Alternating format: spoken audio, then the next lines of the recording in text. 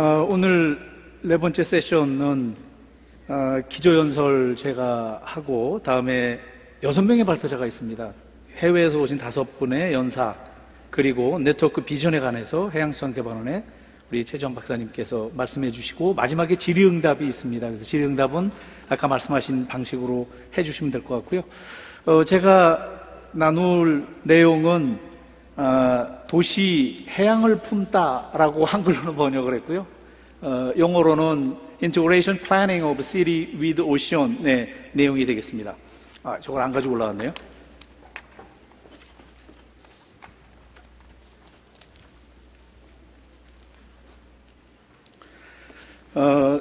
컨텐츠는 첫째, 항만도시의 변천 과정에 대해서, 그리고 두 번째, 도시재생 방향에 대한 3가지의 유형, 그리고 3가지 유형별로 제가 몇 개의 대표적인 사례들을 좀 뽑아서 사례들에서 주는 시사점, 그리고 결론의 방식으로 내용을 구성을 했습니다. 첫 번째, 항만도시의 변천 과정을 보기에 앞서서 도시의 변천 과정을 잠깐 좀 보려고 합니다. 도시도 마찬가지로 생물차와 같아서 계속 변화하고 있고, 초기에 도시가 만들어지는 과정을 통해서 도시화가 이루어졌다가, 그리고 그 늘어나는 인구를 감당하기 위해서 외곽으로 확산되어 갔다가 마지막 단계, 3번째 단계에 가서는 쇠퇴 단계로 빠져듭니다. 특히 한국의 경우에는 인구 감소 현상이 굉장히 심각하게 나타나고 있어서 이제 중소도시의 경우에 2040년이 되면 3분의 1이 없어질 거다라고 얘기하는 식으로 세계에서 유례를 보기 힘든 인구 감소 효과를 겪고 있기 때문에 쇠퇴하는 도시도 있게 될 것이고, 대도시의 경우에는 재집중화된다고 얘기를 합니다. 어쨌든 3가지로 써놨지만 크게 보면 4단계, 쇠퇴의 단계까지라는 과정을 통해서 도시도 변천을 합니다. 항만도시의 변천 과정을 보면 초기에 항만도시로 시작했다가 도시의 성장 과정하고 비슷한 과정을 겪게 되죠. 초기에 항만도시로 성장을 했다가 도시가 성장해 가면서 확장돼 갑니다. 그러면서 도시도 크고 포트도 커 가다가 그 다음에 가장 항만의 산업들이 특화화되고 전문화되면서 나타나는 현상은 구분되는 현상이죠. 그래서 근대적 항만 지역이 분리되고, 그러다 보면 도시 지역과 분리된 형태로 많이 나타나는 단계를 거치다가 마찬가지로 항만의 경우에도 쇠퇴를 하게 됩니다. 쇠퇴하게 되는 원인 중에 하나는 세계적인 운송 시스템의 변화가 컨테이너 위주로 대형 선박으로 바뀌면서 뉴포트로 외곽에 만들어지면서 기존에 있었던 항만 지역은 쇠퇴하게 되고요. 그러고 나서 나중에 다시 도시의 성장과 마찬가지로 워터프런트 지역도 도시 안의 한 지역으로서의 새로운 재생의 방향으로 흘러가게 되는 이런 변화의 과정들을 겪게 되고, 지금 한국도 이와 같은 변화의 과정 속에 있는 상황에 있습니다. 자, 이렇게 변화해가는 과정들을 보니 제가 한 3가지 정도의 유형으로 나눌 수 있다라는 것을 조금 생각을 해봤습니다. 그래서 첫 번째는 뭐냐면, 대개 이 3가지 형태의 재생 방향이라는 부분은 크게 보면 새로운 업무 중심지를 만드는 형태가 있고, 두 번째가 올드 기능, 그러니까 항만 기능을 일부 유지하면서 도심 지역을 지원하는 주거상업 복합 기능을 감당하는 컴플렉스로 이용되는 경우, 세 번째가 관광문화 거점 기능으로 조성되는 기능인데, 이 모든 것들은 사실은 무엇에 따라 달라지느냐? 제가 생각하기에는 그 도시가 처해 있는 입지에 따라 달라진다고 생각을 했습니다. 그래서 대도시이거나 굉장히 메트로폴리탄과 연계되는 앵커시티에 있는 지역의 경우에는 지식서비스업으로 산업구조가 바뀌면서 그 새롭게 생기는 산업구조의 새로운 중심의 역할을, CBD의 역할을 감당하게 되는 경우들이 많고요. 그래서 그런 경우들의 예시는 런던 다클랜드라든지 요코하마라든지 싱가포르라든지 리버풀이라든지 이런 다양한 사례들이 있고, 한국의 경우에는 부산 내지 인천이 이와 같은 방식의 새로운 중심을 만드는 형식으로 재생이 이루어지지 않을까 생각을 합니다. 두 번째, 아까 말씀드렸던 이 항만 기능을 유지하면서 주거산업 복합 기능을 감당하는 컴플렉스로 만들어지는 경우에는 대개 지역 거점 도시의 성격을 가지고 있고, 대개는 중심부에 새로운 지식 서비스업의 거점이 만들어지고, 이 항만 지역의 경우, 워터프론트 지역의 경우는 거기서 만들어진 지식 서비스업의 중심을 지원하는 주거상업 복합 기능들을 감당하게 되는, 이게 제가 익숙치 않네요, 이게. 주거상업 컴플렉스로 만들어지는 케이스들이 두 번째 케이스라고 봤었고요. 이런 경우들의 예로는 시드니 달링 하버라든지 함부르크 하펜시티, 브리스톨 또는 암스테르담의 이스트 다크랜드 같은 경우, 한국의 경우는 포항이라든지 울산 또는 목포 같은 부분들이 도심 지역의 기능을 지원하는 상업 업무 또는 주거 상업 컴플렉스로 개발되는, 재생되는 그런 가능성이 있겠다 싶고요. 아까 말씀드렸듯이 세 번째는 입지 특성이 물류 기능을 상실한 지역이고, 큰 규모의 항구 기능을 하지 않았던 지역이고, 그 지역 자체는 물류 거점의 기능보다는 관광문화 거점으로서 이용되는 성격이 강한 지역들의 경우에, 이런 경우에 재생 방향의 경우에는 관광문화와 상업기능을 중심으로 하는 새로운 워터프론트의 재생이라는 내용이 되겠고요. 예를 들면 샌프란시스코 피어 39이라든지 포츠머스, 오스트리아 뉴캐슬 같은 지역, 한국의 경우에는 군산이나 통영 같은 케이스들이 이런 케이스에 되지 않나 싶습니다. 물론 통영은 얼마 전에 저희가 국제 현상을 했거든요. 도시재생 사업지로서 항구기능 지역은 아니었지만 수변에 있는 조선소 부지를 재생하는 방향이었었는데, 이런 지역들, 이런 지역의 특성을 가진 부분들은 세 번째 유형으로의 특성을 가질 수 있겠다, 이렇게 생각을 했습니다. 그리고 이 세 개의 방향별로 제가 조금 대표적인 사례라고 생각할 수 있는 몇 개들을 뽑아서 그 도시재생의 방향들이 가지고 있는 시사점들을 좀 뽑아내고요. 이것들을 토대로 소결에 가서 앞으로 도시와 해양이 하나로 재생하는 데 있어서, 네트워크화를 연결하는 데 있어서의 소결을 좀 정리해 볼까 합니다. 첫 번째로 제가 본 부분은 요코하마 MM21이 되겠고요. 아까 말씀드렸던 거점 기능을 회복하는, CBD 기능을 회복하는 기능으로 도시재생이 이루어졌던 사례가 되겠고요. 백그라운드나 다른 부분들은 자료로 대체하고 시사점 부분만 보도록 하겠습니다. MM21에서 볼 수 있는 시사점은 도시 개발에 관한 전략과 연계돼서 국정무 기능을 강화하는 기능이 만들어졌다라는 부분입니다. 그래서 항만 기능을 재생하는 데 있어서 새로운 도심을 만들겠다라는 도시개발 전략의 일환으로 진행이 됐고요. 두 번째는 그렇기 때문에 통합된 개발과 법률적 지원 체계를 가지고 있었었고요. 그리고 요코하마의 경우에는 요코하마시가 주도가 돼서 그 산하기구를 운영했지만, 시가 전체적인 계획과 관리를 운영하는 방식으로, 개발을 주도하는 방식으로 개발이 됐고요. 그러면서 또 하나는 독립적 행정기구를, 별도의 행정기구를 만들어서 지속 가능성을 확보하도록 했고, 마지막에 중요한 관점 중에 하나는 64년에 플랜을 수립하고 2014년까지도 여전히 개발이 되고 있는 롱텀 프로젝트로 진행이 됐던 방식으로 항만 재생이 이루어졌다라고 볼 수가 있겠습니다. 두 번째 싱가포르 마리나 베이의 경우에도 전체적인 내용은 제가 앞부분은 생략을 하겠습니다. 도심 기능을 회복하는 CBD 조성 전략으로 만들어졌던 항만 재생이라고 보시면 될 것 같고요. 싱가포르에서 볼 수 있는 시사점의 경우에 유사한 것도 있습니다만, 역시 새로운 국제업무 상업을 만들겠다는 도심개발 전략, 도시의 비전과 연계된 수변개발 전략이었다는 것. 두 번째는 그러면서 싱가포르에서 썼던 전략 중에 하나는 시린 가든, 굉장히 좋은 녹지 속에 도시를 만들겠다라는 일환으로 만들어졌다는 부분이고요. 그 다음에 이제 역시 여기서도 볼 수 있는 부분들이 long-term strategy에 맞는 flexible planning의 방식을 썼다는 것. 그리고 맨 마지막에 우리가 중요하게 봐야 될 부분의 경우에는 사업자를 선정하는 방식에 있어서 토지 가격을 제일 많이 내는, 그러니까 사업성을 우선으로 하는 방식을 쓴 것보다는 토지 가격을 오히려 사업성을 검토해서 적정 수준을 제시해주고 수준 높은 환경이나 컨텐츠를 제시하는 업체를 뽑아서 사업을 하게 함으로써 도시 기능에 적합한 내용들을 만들어냈다. 이런 내용이 시사점으로 볼 수가 있겠습니다. 이쪽에도 보이네요. 시드니 달링 하버의 경우는 아까 말씀드렸던 두 번째 항구가 되겠습니다. 원도심의 지식 서비스업에 새로운 CBD가 만들어지고 그 CBD를 지원하는 상업 기능 또는 주거상업 업무 기능, 주거상업 기능들을 만들어내는 지리적 입지의 특성을 반영한 설계였다.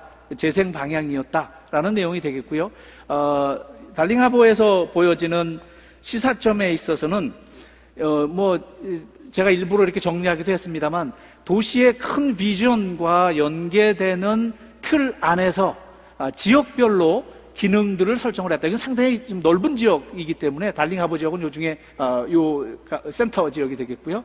그 다음에 이제 두 번째는 사업별로 별도의 추진기구를 만들어서 지속성을 유지했다. 세 번째는 장기적 전략에 의해서 순차적 사업을 진행했다는 거. 그리고 이 경우에는 굉장히 넓은 지역이기 때문에 주정부 산하기관의 주도로 도시 재생 사업이 재개발 사업이 진행됐다. 이렇게 이해하시면 될 것 같습니다. 함부르크 하펜시티의 경우에 여기도 마찬가지로 2차 산업 중심의 산업 구조를 지식 서비스업으로 바뀌어가는 도시재생 사업 전략의 일환으로 하펜시티의 계획이 이루어졌다. 그래서 핵심적인 부분들은 도심의 리제너레이션이 이루어지고 이 리제너레이션의 비전에서 수변 지역의 개발을 고민하고 만들어냈다라는 내용이 되겠고요. 그 다음에 도시 지원 기능, 도심 기능을 지원하는 도시 지원 기능과 아울러 일부 항만 기능들은 유지하는 방식을 썼고요. 그러면서 하펜시티에서 보여지는 특징 중에 하나는 대부분의 성공한 데서 나타나는 특성들이 되죠. 역사적인 것들이나 환경적인 부분들의 자원들을 잘 보존하면서 개발을 했다. 그리고 하펜시티에서도 보여지는 부분들은 이렇게 좋은 환경을 만들 수 있었던 부분들은 마찬가지로 사업자를 공모하는 방식에 있어서 이 적정 가격을 산정해내고 더 좋은 안을 제시하는 오픈 스페이스나 또는 사업 전반적인 비전에 맞는 사업자를 뽑아내는 방식으로 했기 때문에 지금처럼 보여지는 굉장히 좋은 외부 환경들을 만들어내는 이런 안을 만들어냈다는 거. 그리고 이제 마지막으로 중요한 포인트는 이 경우에 굉장히 중요하게 검토해야 될 부분들이 민간 부분의 사업성을 적절히 보존해 주는 전략을 썼다는 내용, 이런 내용들이 되겠습니다. 샌프란시스코 피어 39의 경우에는 잘 아시는 내용처럼 상업 관광 거점의 지역이 되겠고요.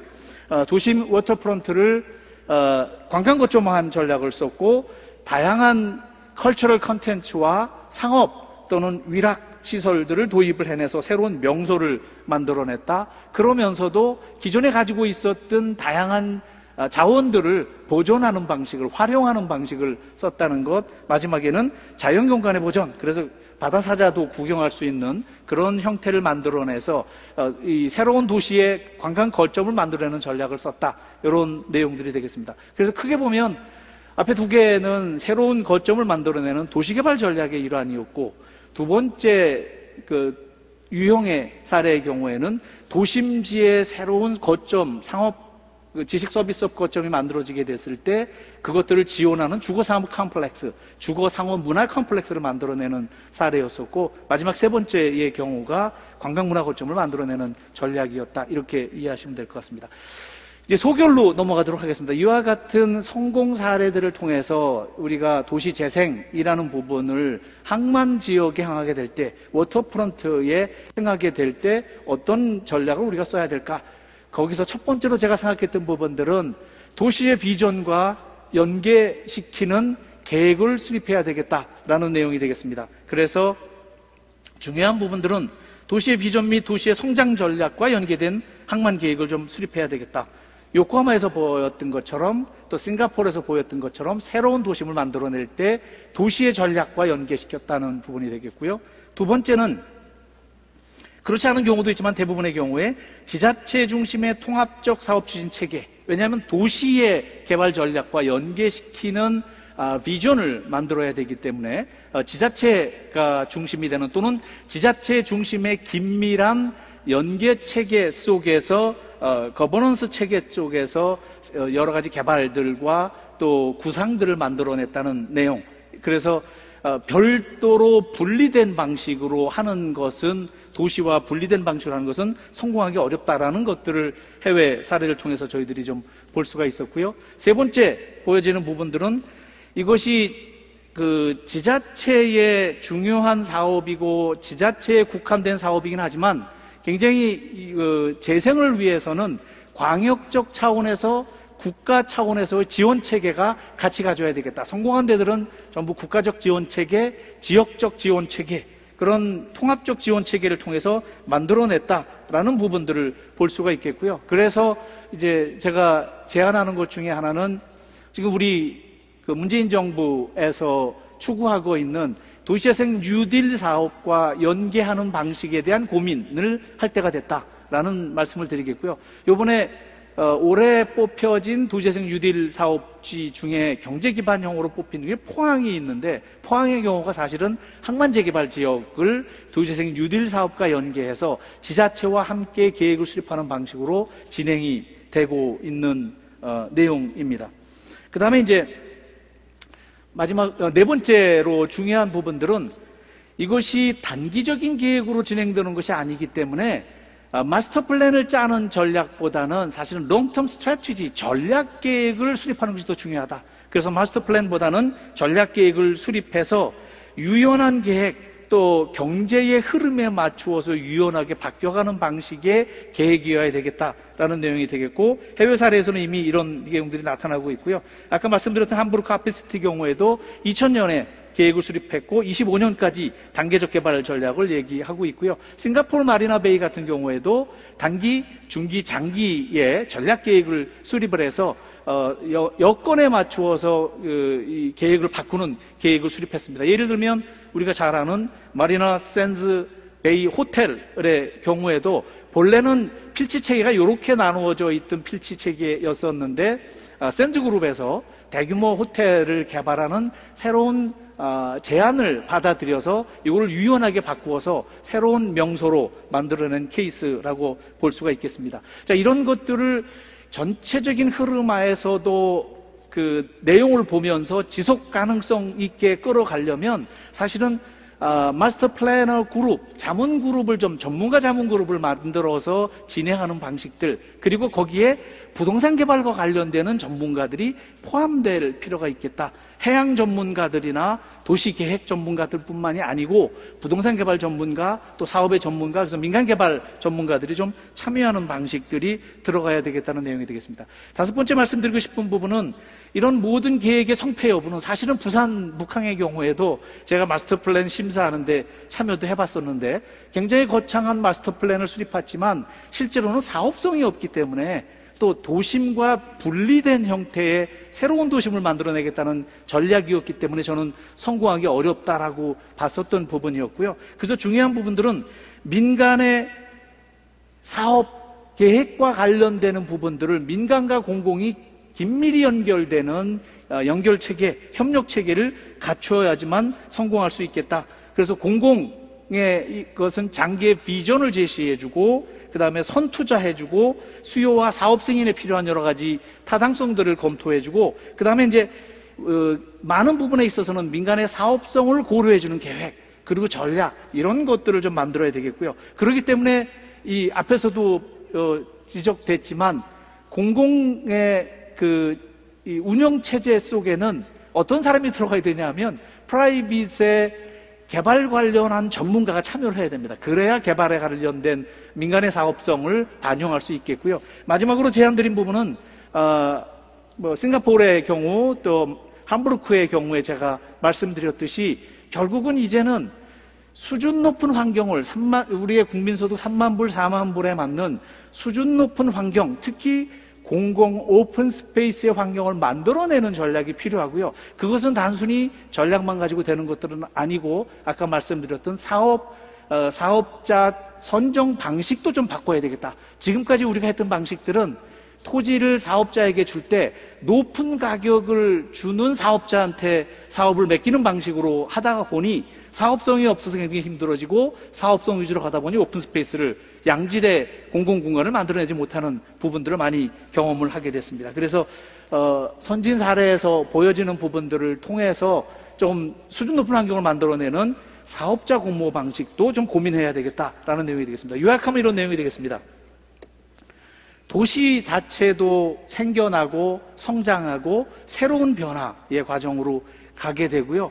이 속에 포함되어 있는 항만 지역의 경우에도 마찬가지로 새로운 흐름에 따라서 새로운 패러다임에 맞추어서 바뀌어야 되고요.